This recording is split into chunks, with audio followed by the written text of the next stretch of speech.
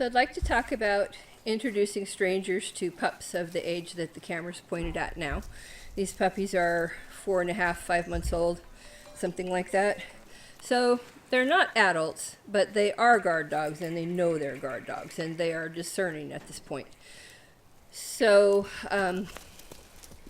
my rules about that are this. At this point, I don't allow mirrored sunglasses because I want these dogs to be able to look people in the eye, and I'm a little bit beyond the novel stimulus stuff. Now I want them to consider and make choices about who's okay and who's not.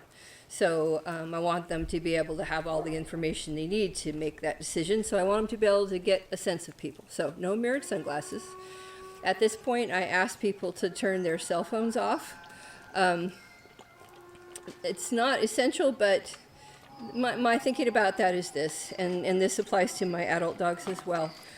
There are stories, and this is stories I've heard, of people that have been bitten in the proximity of guardian dogs that are visiting, that reach quickly for a cell phone and bring it to their ears and have the dogs respond aggressively to that surprise noise and movement and whatnot. My suspicion about that is that those aren't very well socialized dogs, but I don't know that.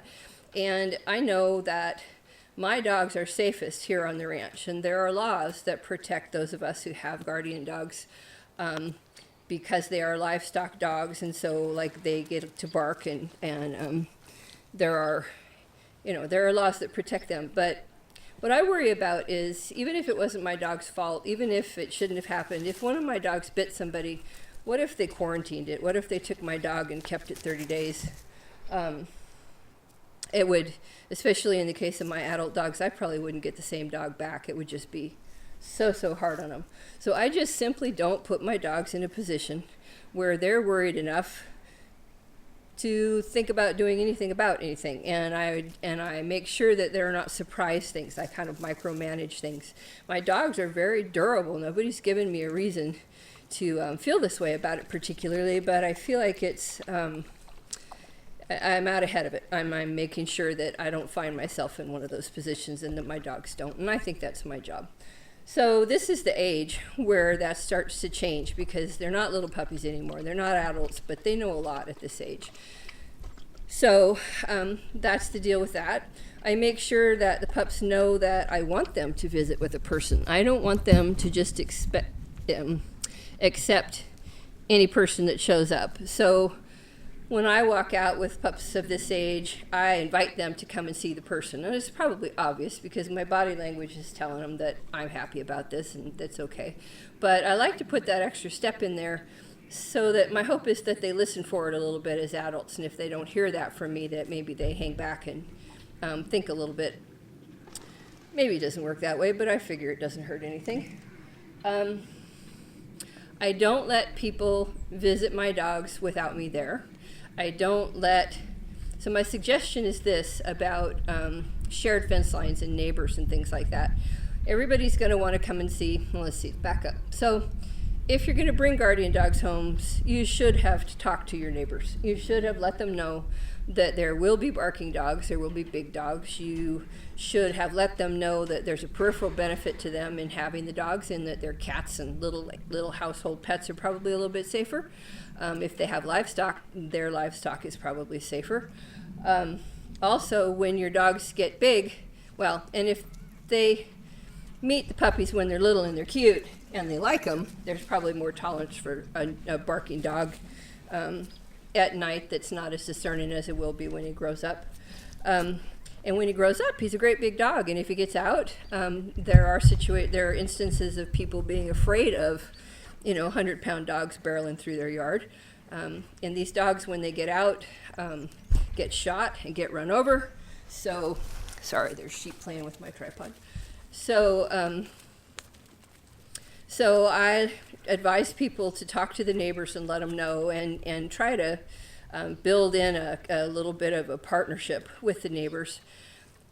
I encourage neighbors, if they want to come and meet the pups, but never, ever, ever, ever across the fence to them, because you don't want somebody reaching across the fence for probably really obvious reasons, and I won't belabor that point. But anybody that has any interaction with your pups, yourself included. Anytime you do, you're a puppy trainer.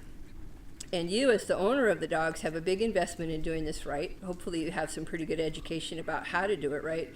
Your neighbor hasn't a clue.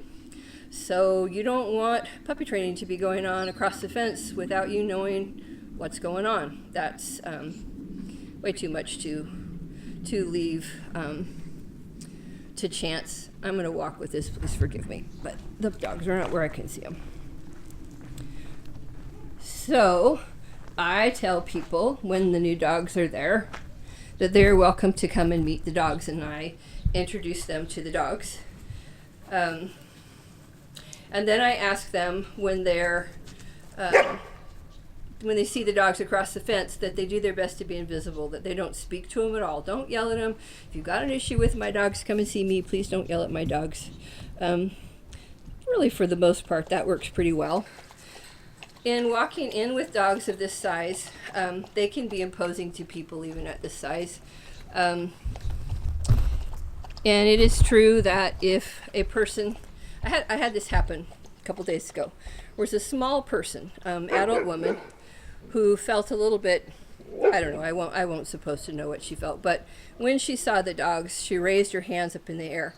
These two adult dogs that rarely put their feet on anybody rose to her hands. That is really predictable to me. She didn't think about it. So I tell people, sorry, I'm having a hard time keeping an eye on dogs for you to look at.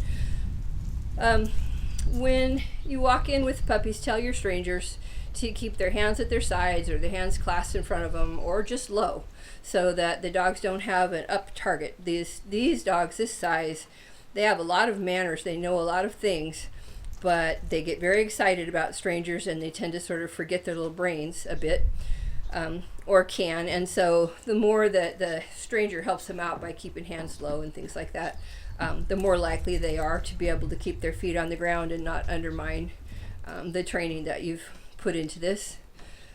I can't think of anything else, and there probably is something, but those are the key points, I think. I don't let people call the dogs to them.